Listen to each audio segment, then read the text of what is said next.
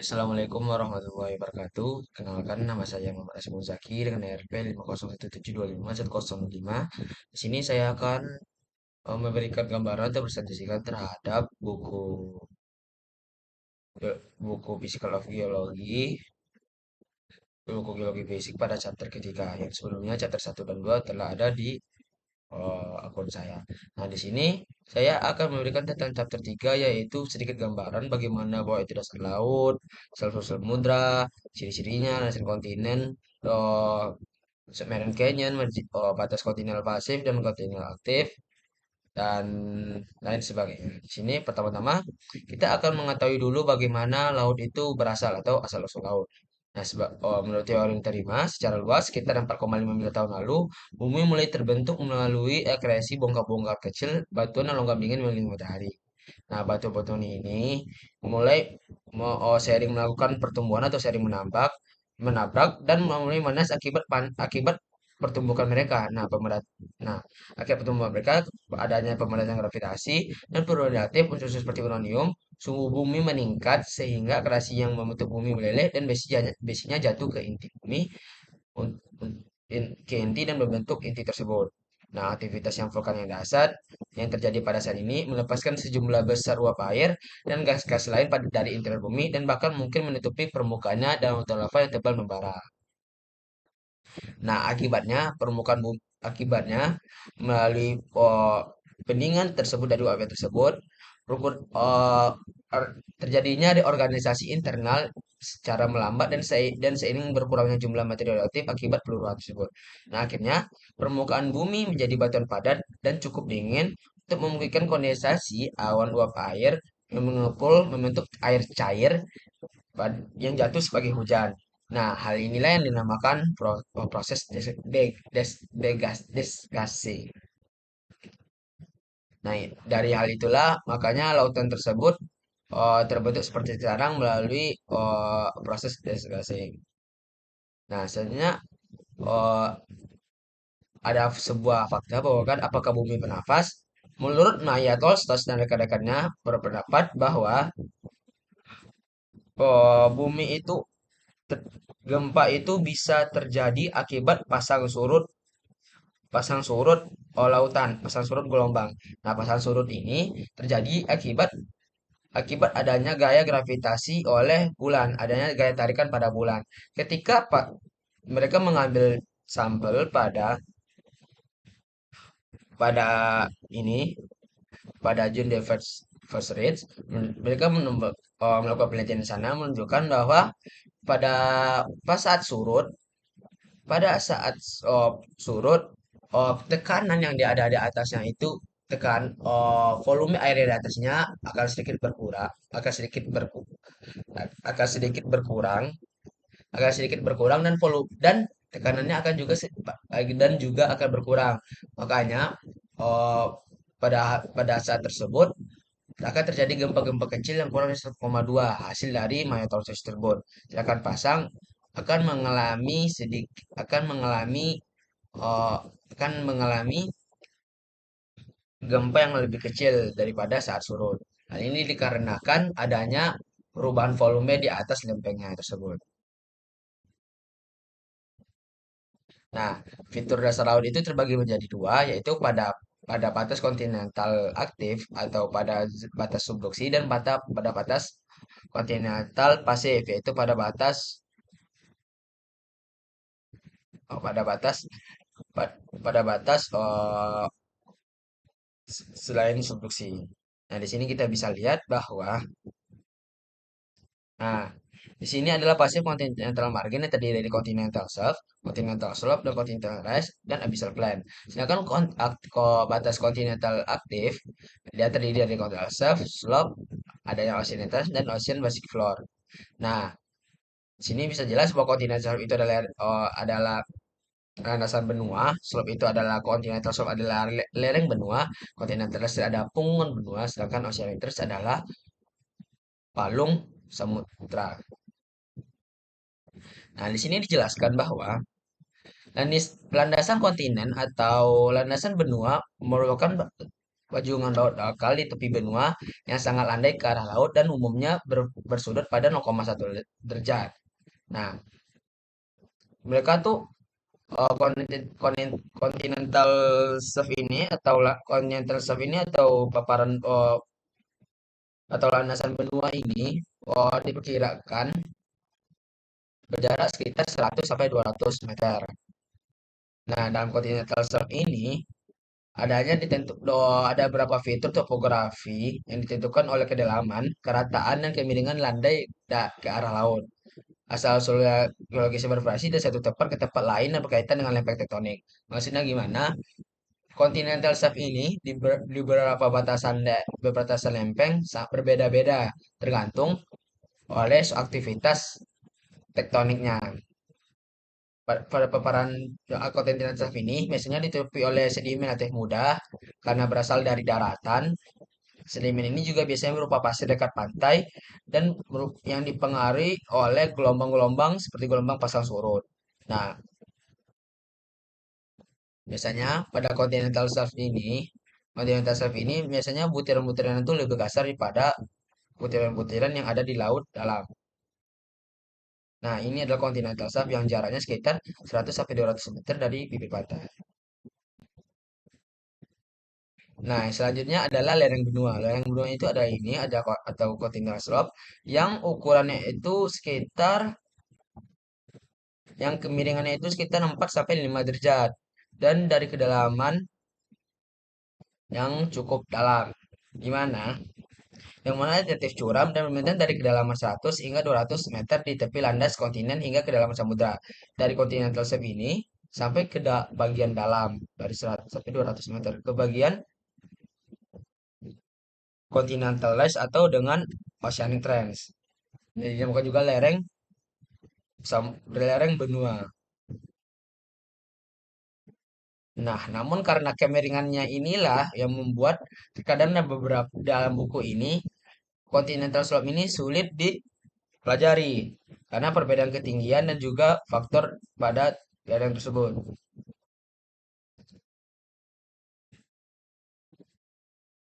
Nah, selanjutnya adalah ngarai kapal selam atau submarine canyon yang berbentuk V seperti ngarai-ngarai pada daratan.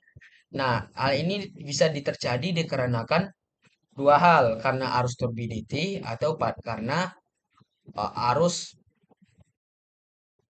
atau ini seperti ini submarine canyon yang bentuk seperti huruf V. Nah, hal ini dalam pembentukan lembah berbentuk UV ini dalam beberapa pendapat peneliti ini cukup terjadi perbedaan pendapat. Nah, ada yang berpendapat bahwa karena adanya arus turbidity dan ada juga karena juga arus laut tersebut yang membuat adanya lembah tersebut. Nah, karena arus tersebut karena dalam perjanjian terjadi lama, makanya dan dapat mengikis batu-batuan yang ada di sepanjang lereng benua ini. Makanya batuan-batuan tersebut berbentuk huruf, makanya lembah tersebut berbentuk huruf V. Nah, di sini juga agen erosi kemungkinan bervariasi dalam tingkat kepentingan relatif dan dari satu ngarai ke ngarai lainnya. Nah, di sini juga dijelaskan bahwa erosi tersebut memungkinkan variasi dalam tingkat kepentingan adanya ajar relatif yang berbeda-beda tergantung pada lereng benua tersebut.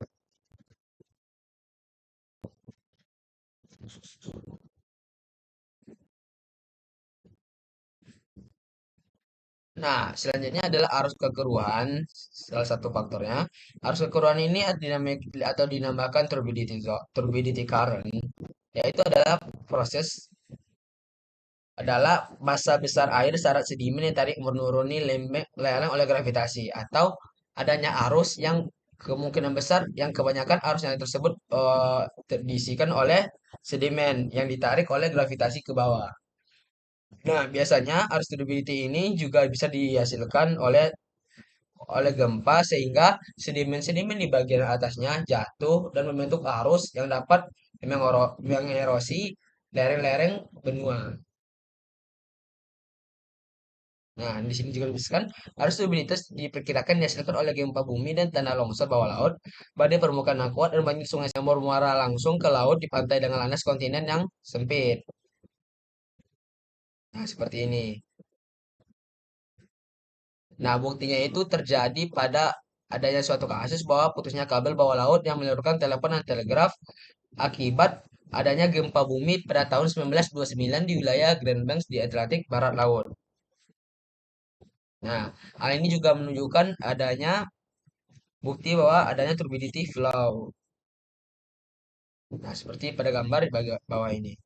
Nah, setelah dijelaskan tadi, adanya batas kontinental pasif, yaitu terdiri dari batas pada landasan kontinen atau continental shelf, lereng benua continental slope, dan adanya kenaikan benua atau continental rise. Nah, biasa dan adanya lautan abisal yang pada kedalaman sekitar 5 kilometer di bawah laut. Kenapa dinamakan pasif? Karena terbentuknya di pesisir yang secara geologis tenang ya, atau dinamakan atau bisa disebut juga bahwa aktivitas geologis tersebut tidak seaktif pada pada kontinental pada batas kontinental yang aktif. Itu lebih kurang lah gitu kan. Nah, selanjutnya tadi kita telah bahas continental slope dan continental rise, continental shelf dan continental slope. Nah, pada batas continental major ini adanya kebangkitan kontinental atau dinamakan dengan continental rise. Nah, biasanya itu atau dinamakan tanjakan benua. Nah, seperti pada gambar di bawah ini, continental rise. Nah, biasa nah, kemiringan lereng itu sekitar 0,5 derajat dan kedalaman itu sekitar 5 kilometer.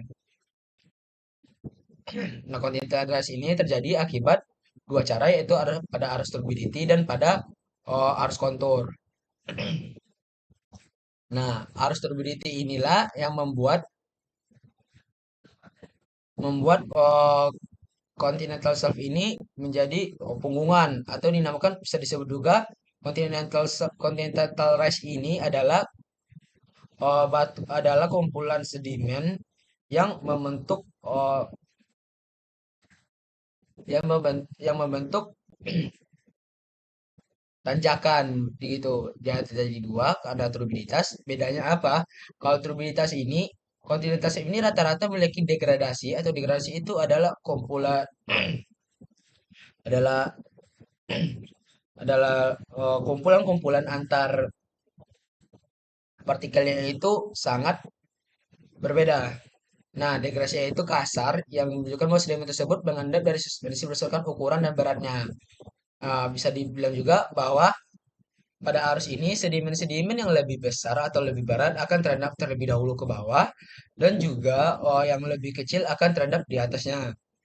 Nah, selanjutnya oleh dikarenakan oleh arus kontur. Arus dasar mengalir sejajar dengan lereng batas benua. Sepanjang kontur seperti ini. Nah, arusnya itu sepanjang kontur pada punggungan benua ini. Nah, biasanya eh, partikel atau sedimen-sedimen ini halus dan juga memiliki pada ukuran yang lebih sama atau lebih tipis dan arusnya biasanya lebih tipis. Nah, biasanya adalah dataran abisal yaitu dataran yang paling dalam atau di bawah continental rise. Dataran abisal ini adalah dataran datar yang ditemukan di dasar kedikan benua. Maka bisa dibuat bahwa pada awalnya ada ini benua dan ini adalah continental shelf. Selanjutnya ada lereng benua, ada continental slope, terus adanya punggungan benua yang dinamakan continental rise dan juga ada dataran abisal atau dataran datar yang ada di bawah laut. Nah, dataran abisal adalah dataran yang paling datar yang memiliki kemiringan kurang dari 1.000 sampai 100 meter jarak wisata. Namun, tidak semua bagian dasar laut itu adalah dataran abisal. Nah, hal ini dikarenakan adanya pengaruh tektonik yang membentuk perbukitan dan depresi serta diasi oleh gunung api bawah laut seperti pada gambar ini. Nah, tidak semua laut di bawah lautan itu adalah dataran abisal. Namun ada juga pegunungan, ada juga perbukitan, adanya depresi pada bawah laut tersebut. Nah, terus ada juga margin kontinental aktif. Margin kontinental aktif ini bedanya sama margin kontinental pasif adalah pada letak pada margin kontinental pas aktif ini tidak adanya continental rise atau punggungan benua yang digantikan dengan palung samudra. Palung ini terjadi akibat akibat adanya tumbuh karang terlempeng yang saling menunjam, yang saling bertemu dan lempeng samudra menunjam ke bawah. Nah, celah yang di bawah inilah yang dinamakan palung samudra. Palung di sini definisi palung samudra adalah palung sempit dan dalam yang sejajar dengan tepi benua atau busur kepulauan yang memiliki kemiringan biasanya pada 4 sampai 5 derajat dan semakin curam hingga 10 atau 15 derajat. Dan kedalamannya bisa hingga 8 sampai 11 kilometer. Nah, 11 kilometer ini seperti kita tahu berada di Palung Mariana, di sebelah Samudra Pasifik Barat Daya. Nah, seperti gambaran di bawah ini. Nah, bahwa di sini kita bisa tahu kalau ini adalah continental shelf dan ini continental shelf dan di bawah ini adalah trench, yaitu lembah dari ini. Sebenarnya adalah mid oceanics atau rekahan tengah benua. Mid oceanics ini adalah seperti pada gambar di bawah ini. Nah, biasanya pada daerah divergen seperti gambar di bawah ini. Nah, ini pegunungan samudra adalah pegunungan bawah laut asal yang membentang melilingi dunia seperti jahitan pada bola baseball. Nah, kita tahu kalau bola baseball itu adalah seperti ada jahitan-jahitannya. Nah, bumi kita juga seperti itu, adanya mid oceanics yang mirip pada batas-batasnya itu. Nah, itu bisa memiliki panjang lebih dari 80.000 kilometer dan juga terdiri dari sebagian besar mid oceanics ini terdiri dari batuan basal. Nah, seperti bawah ini. Nah, mid oceanics ini yang paling terkenal seperti ada pada Samudra Atlantik. Yang ini.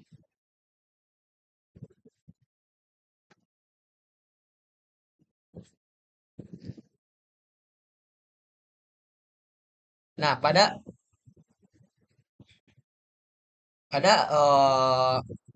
pada mid oceanics ini adanya aktivitas geologi, ada juga aktivitas geologi di pegunungan yang dapat menyebabkan adanya retakan pada rekahan ini.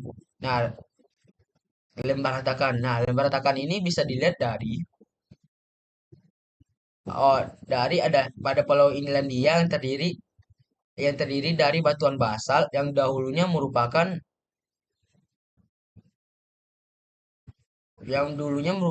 pegunungan tengah samudra yang terangkat di atas permukaan laut.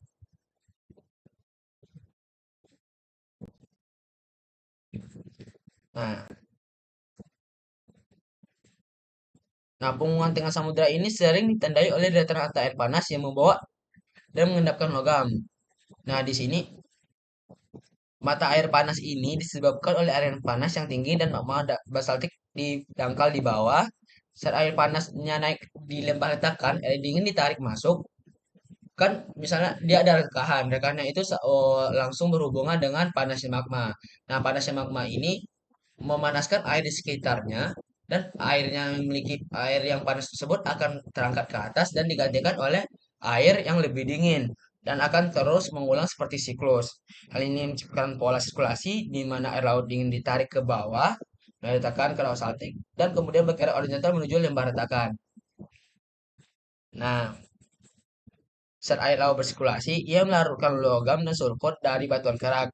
Ketika larutan panas yang kaya logam tersebut bersentuhan dengan air laut yang dingin, yang yang air laut yang panas tadi bersentuhan dengan air laut yang dingin, partikel logam sulfida terlepas ke dalam air laut yang dingin di daerah rokok hitam ini atau dinamakan cerobong asap hitam. Nah, cerobong asap hitam ini karena akan kaya sulfur, biasanya tidak ditemui pada akan ditemui hewan-hewan seperti bintang laut, kerang putih raksasa, dan cacing tabur raksasa yang mampu dapat bertahan di sekitar ini, yang mampu bertahan pada kandungan racun yang terjadi pada cerobong merah hitam ini. Nah, seperti yang pada gambar ini. Nah, karena yang mengandung sulfida yang kuat atau bahan kimia yang beracun tinggi, tetapi ditemukan adanya hewan-hewan yang mampu berhidup di sekitar pada mata air panas ini. Nah, terus ada juga gunung laut, buyers, dan gunungan aseismik. Nah, terumbu karang. Pertama, kita akan belajar tentang terumbu. Terumbu karang adalah punggungan karang, alga, dan organisme berkapur lainnya yang tahan terhadap gelombang. Nah, terumbu ini biasanya ditemui pada perairan dangkal atau biasanya mereka lebih ke ini. Terumbu ini lebih mencari cahaya matahari untuk menghangatkan mereka. Nah, balik lagi ke gunung laut. Gunung laut ini biasanya berbentuk kerucut yang menjulang sekitar 1.000 meter atau lebih di atas laut disebut disebut gunung laut. Nah, beberapa gunung yang tinggi ini dapat muncul di atas permukaan laut dan biasanya membentuk pulau-pulau. Mereka biasanya tersebar di sebagian seluruh dunia dan biasanya ada juga dan diperkirakan akan mencapai 10.000 dalam pada Pasifik bagian barat. Nah, batuan yang biasanya pada gunung laut ini biasanya pada batuan basal.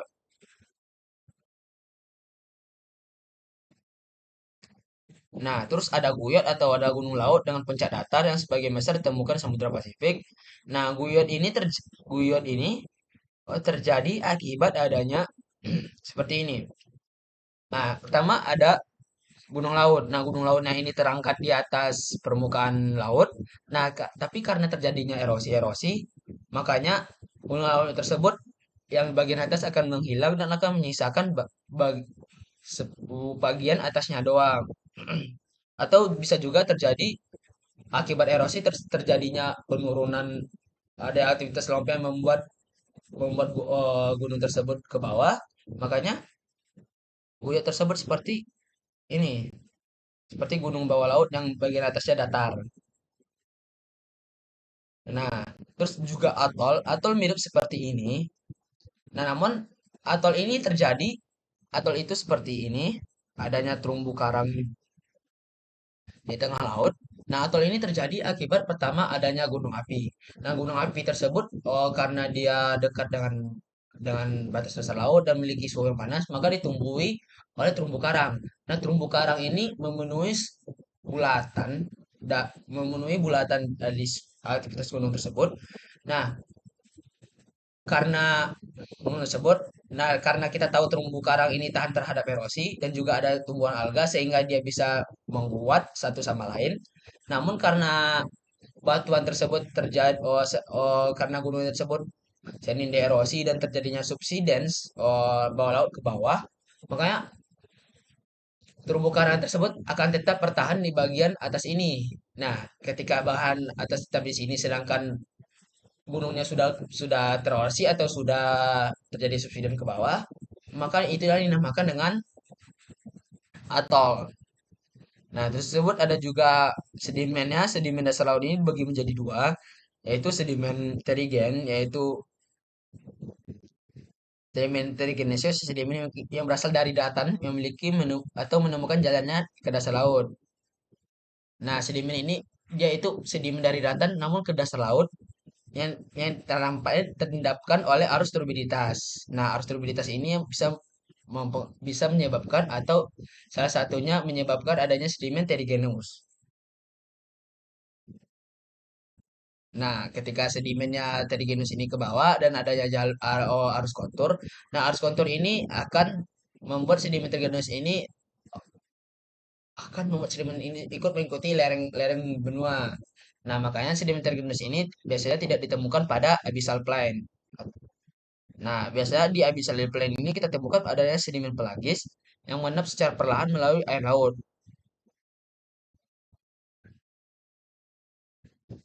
Nah, ada kerak samudra dan ultraviolet. Nah, kerak samudra ini terbagi menjadi tiga, yaitu pada lapisan satu, lapisan dua, dan lapisan tiga. Nah, lapisan pertama itu yaitu memiliki ketebalan karakteristik mervasi yang merupakan dari sedimen laut. Kipas abisial atau continental rice merupakan dan juga sedimen terigen merupakan salah satu penciri terigen pada lapisan satu ini.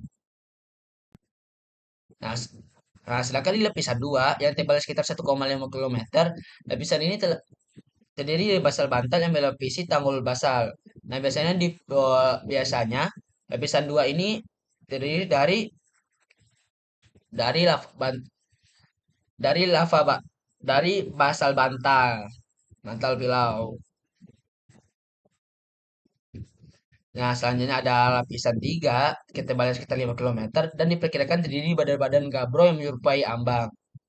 Nah, nah, kenapa para ilmuwan bisa mengetahui lapisan ini ada sampai lapisan 3? Karena adanya oviolit. Nah, oviolit ini adalah batuan dasar samudra yang terangkat ke dalam keangkatan. Nah, ini dinamakan oviolit. Nah, dari sinilah ilmuwan bisa mengetahui adanya 3 lapisan dan lapisan ketiga itu bisa kita bawa paling bawah itu adalah gabro. Nah, karena kita ketahui tersebut, ah, laut ini juga memiliki banyak kekayaan atau potensi yang bisa diperolehkan seperti minyak, hidrat gas, dan juga fosforit, emas, berian, pasir hitam, berat lainnya yang dapat diolah menjadi batuan industri dan keperluan lainnya.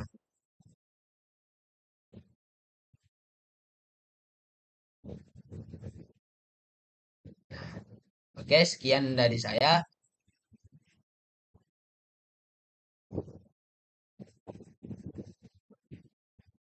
Sekian dari saya. Assalamualaikum warahmatullahi wabarakatuh.